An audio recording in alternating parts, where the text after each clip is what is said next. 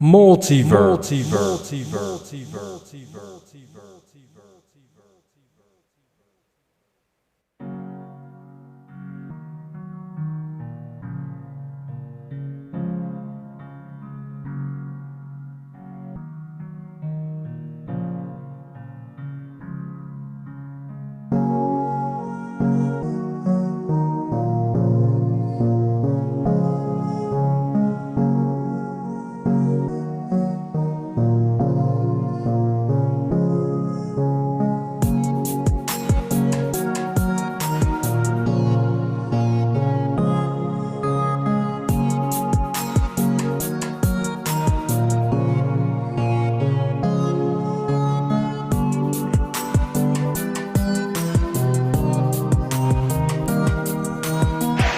Welcome to the King Mullah TV podcast. Welcome.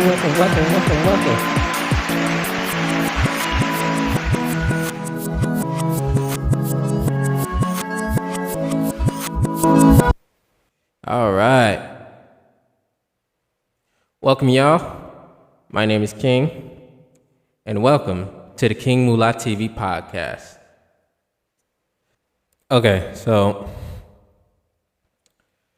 you may have not been able to hear it because I don't want none of this thing to get copyrighted, flagged, whatever the case may be, but I'm going to talk about what I've seen. So when talking about the multiverse or talking about anything dealing with the known universe, it comes back to us knowing about ourselves and how to access, things that are possible in the known universe is basically based on our feelings, our desires, what we really want the most out of life.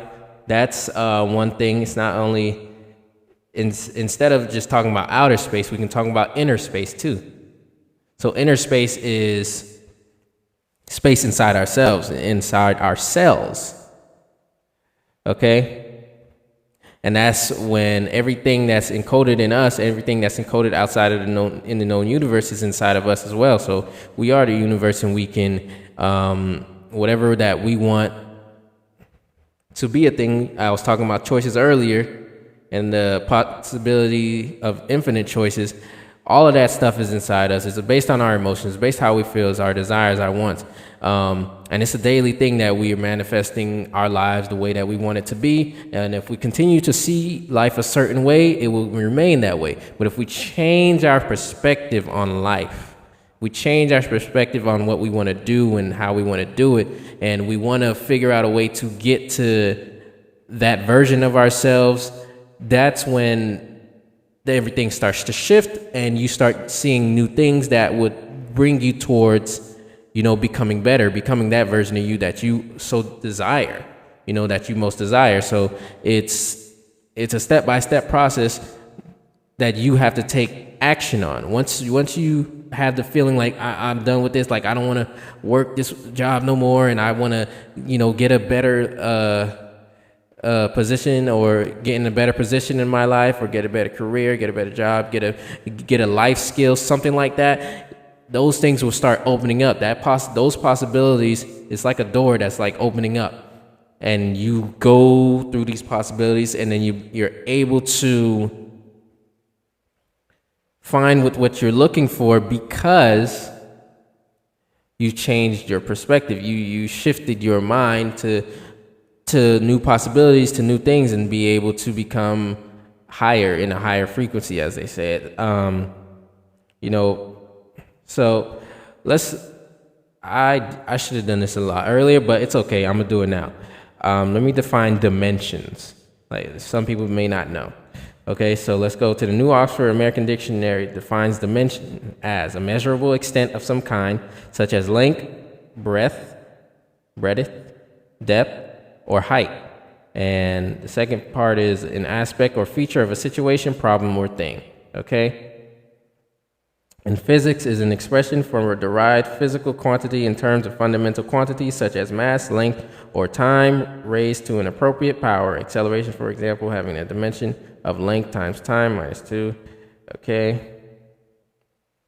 The verb part of the definition is a form or shape. of something to particular measurements. Now,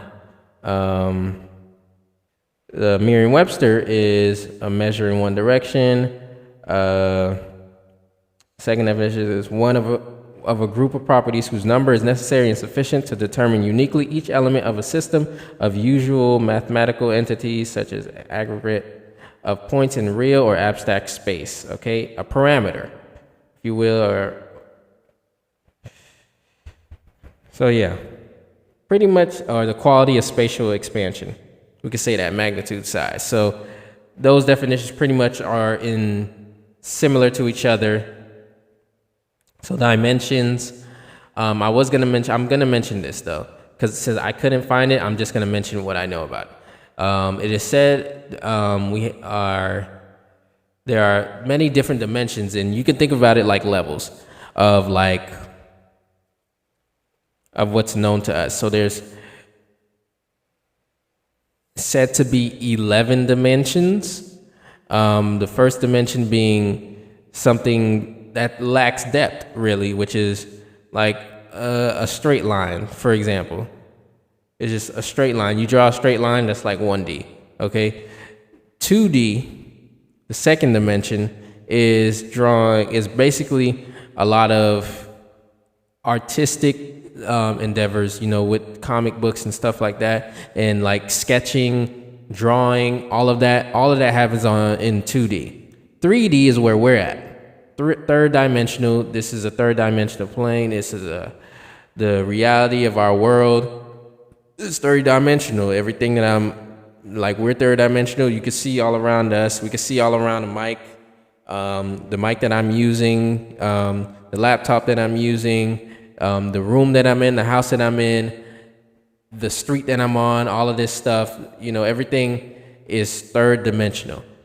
When we go even higher than that, fourth dimensional, it's like we're able to see everything inside the third dimension, but there's more on top of that. And I wanted to really explain more about it, but I had like these screenshots, maybe I might have to come back to this. I do have to come back to this because I really want to find that specific post explaining the 11 different dimensions that we have, because I feel like I'm so unprepared, and I wanted to be as prepared as possible for this episode, so I'm definitely going to circle back to this.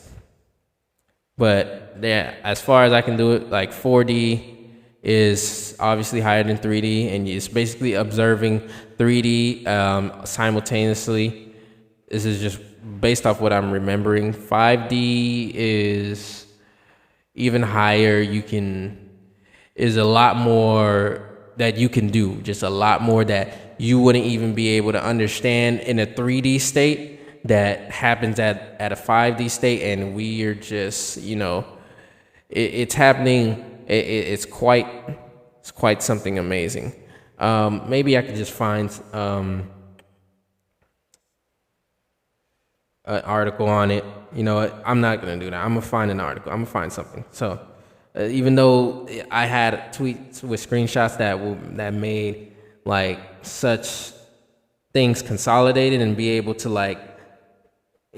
digest and easily break it down what was being said, I can't find those, so I'll just use another method. Okay, a LinkedIn article. We'll just see what this says. Dimension, I already defined it, so let's go to one dimension. Refer to a single point coordinate on a line. Okay, you're drawing a line on a scale and marking an endpoint block. Yes, got that. Second dimension, now we assume two coordinate geometry as a planar surface where there's two coordinates to make you more comfortable to walk, run, dance, and keeping your coordinates on a planar surface only.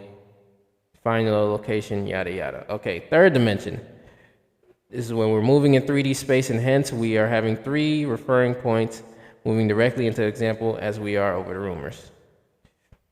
So like three dimension is like, if you was to put it on like a graph or something, that'd be like X, Y, and Z. X being going left and right, Y being up and down, and Z being overhead. So being able to see that, like being able to see all around. So like if you had a camera and you were able to like spin around 360, you'd be able to catch all of that. That would be 3D. Now let's go to 4D. 4D, time is about time, simplify.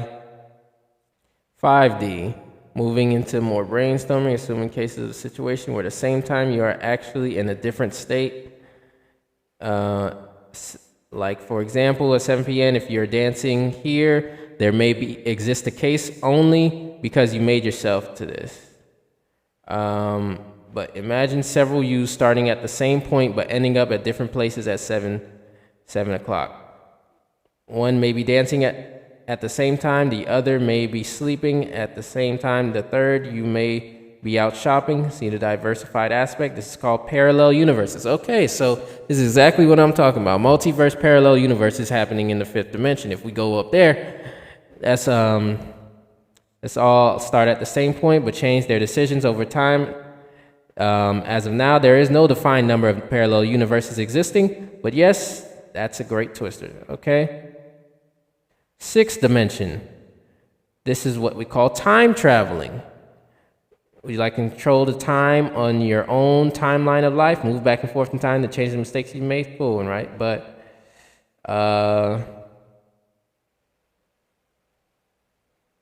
so you're able, so this is just the LinkedIn article. It's just saying the sixth dimension gives us the power to control time and move anywhere in our own timeline without interrupting the parallel universes. Okay, now let's go to 7D, the seventh dimension. Now here you're eligible to roam in the universes like a bird. Anytime, anywhere, in any universe that you are likely to exist is basically your maps. Okay, it's like a map of the universe is wherever you want to go.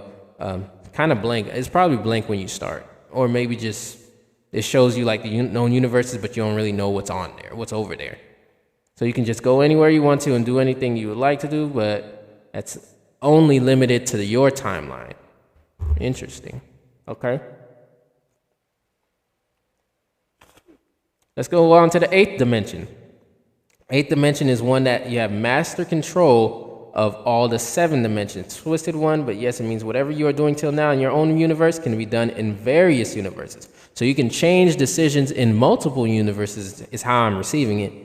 Everything comes at a price. This here is only possible if the time is the exact same in your universe and the other universe. For example, you in 7D grid at a specific point will have you control over that point in the other 7D grid of the other universes. How does it feel? Don't worry, it's just a matter of time. Okay, let's go to the ninth D, the ninth universe. The ninth dimension. The ninth dimension allows you to jump into a pool of other universes. The changes you do would affect changes in your dimension too. For example, you're going to control the time in his dimension will change the time in your dimension too. Assume it as if you were at a point, while in eighth dimension only you could do is change his present and in your present. But now in the ninth dimension, you can draw a timeline. For certain time to time, you control the variations, but the change in time will also reflect the change in your timeline. Like if you made him old, you turn old too. And if you change your time to jump backwards, you'll find your fella standing there again in the same way as he was during that time. Hence, there is dependency. Told you everything comes at a price. Okay. Now, obviously 10D would be you could do anything, anywhere, anytime, any dimension, any particular variation. So yes, this is where the God exists. Well, not accurately the spiritual ones, but the ones who control physics. Well, we can look 10D or the God dimension. The God dimension. In the 10th dimension, the flexibility is so high that anyone in that dimension can become the ultimate master of the universe.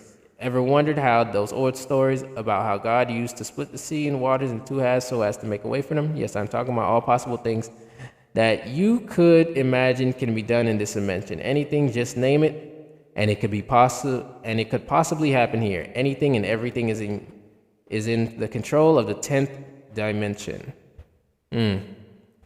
Assuming we should end here, no, there's an 11th dimension too. What could you possibly take now? There's something above everything, I understand. Even I freaked out to find that fact. But 11D, or everything, the 11th dimension. Nothing exists dimension. Oof. As I said, this dimension brings us above God. Because in this dimension there are multiple gods which come up with multiple structured universes. In the 11th dimension, we call this a hyperspace. Assume that you have now complete control of the 10th dimensional arena. Even a single change anywhere across the 10 dimensions would cause a state change which will result in another 10D arena with different characteristics. As confusing as it may sound, it is in fact the stable dimension which resembles the peace and harmony. The one in this dimension would probably be a mixture of various profiles from various 10 dimensions. We call these as brains or membranes. Here, there is no DNA, neither any form of genetics. The whole idea is clear when you consider 10D as a circular or tubular membrane. The movement of these membranes create a structure called Calabi-Yau manifold, which looks like this. The 11th dimension is completely based on superstring theory. Superstring theory is an attempt to explain all of the particles and fundamental forces of nature in one theory by modeling them as vibrations of tiny supersymmetric strings.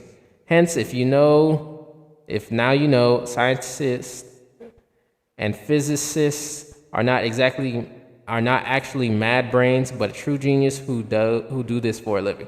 Truly a miracle for every human to see how far have our assumptions and discoveries have gone. He's a theoretical physicist. My inspiration for this article, theoretical physicist, Dr. Michio Kaku. That's Michio Kaku, Kaku. Certain marvel of physics in an uncertain universe. So just for the known universe, there's even no talk about the unknown universe. Now, the multiverse